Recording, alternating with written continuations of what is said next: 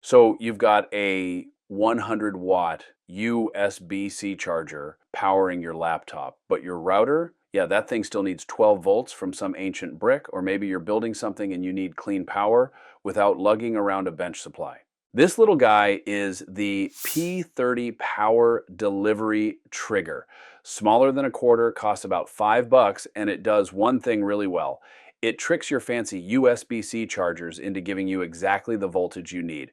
So today we're finding out if this tiny red board deserves a spot in your everyday carry, or if it's just going to set your backpack on fire. USB-C is awesome, but here's the thing. Real life is messy. Different gear needs different voltages, and most chargers don't let you pick. That's where this comes in.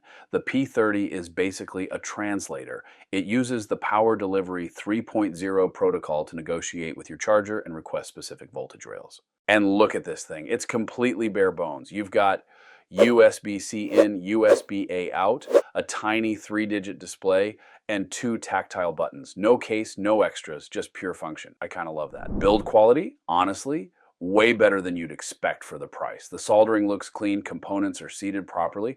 One heads up though, if you're going to use this thing constantly, you might want to add a little extra solder to that Type-C port. It's totally usable out of the box, but that's usually what separates the cheap version from the pro ones. Using it couldn't be easier. Plug it in, hit the up or down button to cycle through voltages. That's it. No app, no menus, no firmware updates. The display flips between what you've requested and what's actually coming out. Quick tip, when you switch voltages, give it like 2 or 3 seconds. It's negotiating with your charger in real time. Don't spam the buttons, just let it do its thing. All right, accuracy check. We ran this against a proper USB tester at 5 volts, 9 volts, even 20 volts. We're talking less than 0.5% deviation.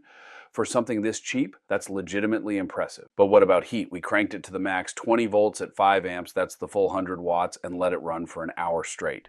Check out the thermal cam, it gets hot. We're seeing temps around 78 degrees Celsius. That's about 173 Fahrenheit. It survived the full hour without dying, but if you're running 100 watts continuously, maybe don't bury it under a pile of cables in your bag. Real world use cases. The repair bench.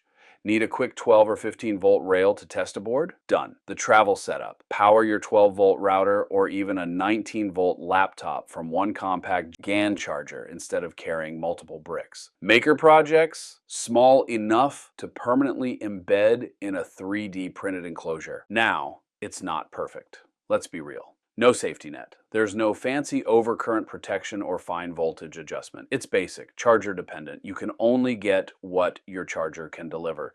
If your brick doesn't support 20 volts, the P30 can't invent it.